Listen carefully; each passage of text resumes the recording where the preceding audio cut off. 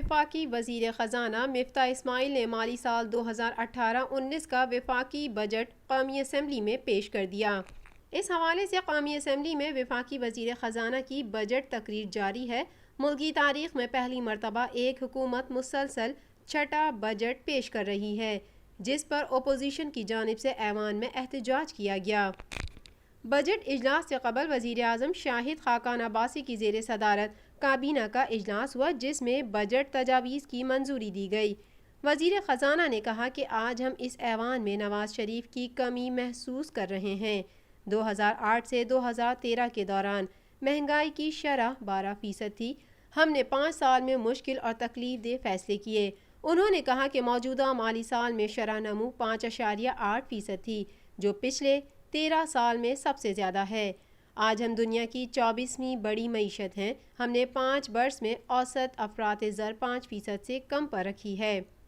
وزیر خزانہ مفتاح اسماعیل نے بجٹ تقریر کرتے ہوئے بتایا کہ 1 جولائی 2018 سے سول فوجی ملازمین کی تنخواہ میں 10% ایڈ ہاک ریلیف الاؤنس دیا گیا ہے۔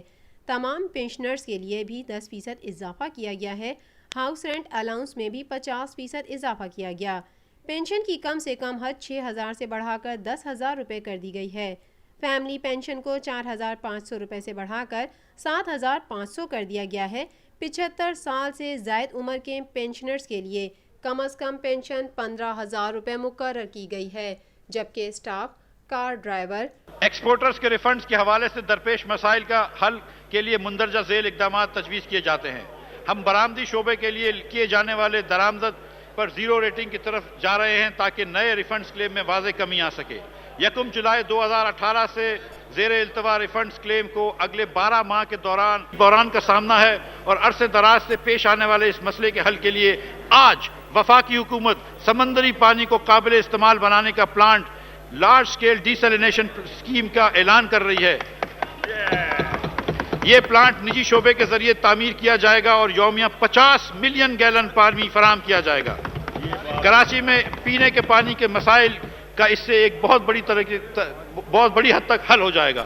انشاءاللہ تعالی اپنے شہر میں پانی کے مسئلے کو حل کرنے میں کردار ادا کرنا میرے لیے فخر کی بات ہوگی۔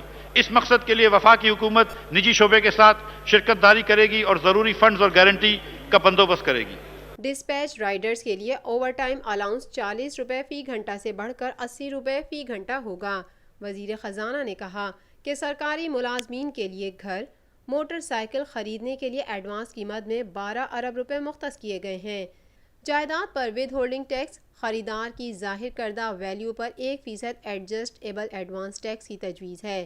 وزیر خزانہ کا کہنا تھا کہ فرٹیلائزر مینوفیکچررز کے لیے LNG کی درآمد پر عائد 5% سیلز ٹیکس ختم کر دیا گیا۔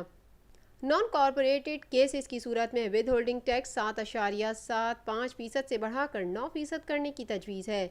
ٹیکس لائبلٹی کی حد 25% سے کم کر کے 10% کرنے کی تجویز ہے۔ جناب اسپیکر، شاہراہوں کا ایک مؤثر نظام معاشی ترقی کا ضامن ہے۔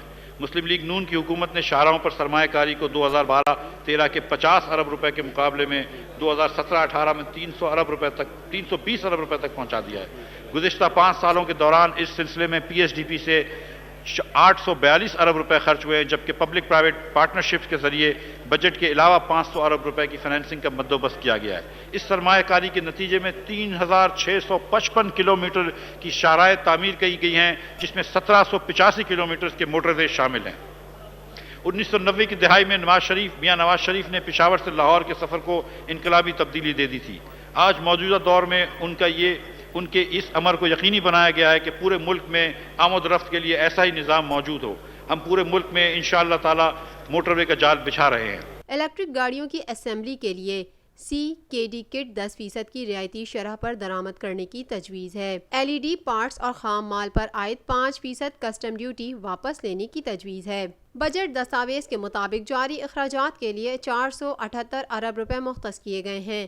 وفاقی حکومت کا ترقیاتی پروگرام کا حجم 1152 ارب اور 1 کروڑ روپے ہوگا۔ سپر ٹیکس کا انفاذ 2015 میں انٹرنلی ڈسپلیس پرسن کی مدد کے لیے کیا گیا تھا، جس میں 2016 اور 2017 میں بھی جاری رکھا۔ بہت سی تنظیموں نے ایفیکٹو ٹیکس ریٹ کم کرنے کے لیے اس ٹیکس کے خاتمے کا مطالبہ کیا ہے۔ اس وقت یہ ٹیکس 4% ہے بینکنگ کمپنیز پر اور 3% ہے نان بینکنگ کمپنیز پر۔ تجویز ہے کہ اس ٹیکس کو ہر سال 1% سے کم کر 3 سالوں میں نان بینکنگ کمپنیز کے لیے اور 4 سالوں میں بینکنگ کمپنیز کے لیے ختم کر دیا جائے۔ 2018-19 سے اس سپر ٹیکس کی شرح میں 1% سے کمی ہوگی۔ کارپوریٹ ٹیکس ریٹ، افراد اور اے او پیز کے ٹیکس کی شرح میں کی گئی کمی کے پالیسی کے بعد کے مطابق حکومت نے کارپوریٹ ٹیکس کی شرح میں کمی لانے کا فیصلہ کیا ہے۔ 2018 کی 30% شرح کو کم کر 2023 تک 25% کرنے کا فیصلہ ہے۔ کارپوریٹ ٹیکس ریٹ 2019 میں 29% ہوگا اور بعد ازاں ہر سال 1% کم کیا جائے گا۔ جنرل پبلک سروسز پر اخراجات 3,340 ارب روپے ہوں گے۔ دستیاب وسائل میں محصولات کا حصہ 2,590 ارب روپے رکھا گیا ہے۔ دستیاب وسائل کا تخمینہ 4,717 ارب 70 کروڑ روپے رکھا گیا، جبکہ بیرونی دستیاب وسائل 1,118 ارب روپے رکھا گیا ہے۔ مفتاح اسماعیل نے بجٹ تقریر کرتے ہوئے کہا کہ کینسر کی تمام ادویات پر کسٹم ڈیوٹی ختم کرنے کی تجویز ہے۔ نظر کی اینکوں پر کسٹم ڈیوٹی 11 سے کم کر کے 3% کرنے کی تجویز ہے۔ وزیر خزانہ نے فلم انڈسٹری کی بحالی کے لیے 4 نکاتی پیکج کا اعلان کرتے ہوئے بتایا کہ فلم پر سرمایہ کاری پر 5 سال تک انکم ٹیکس پر 50% چھوٹ کی تجویز ہے۔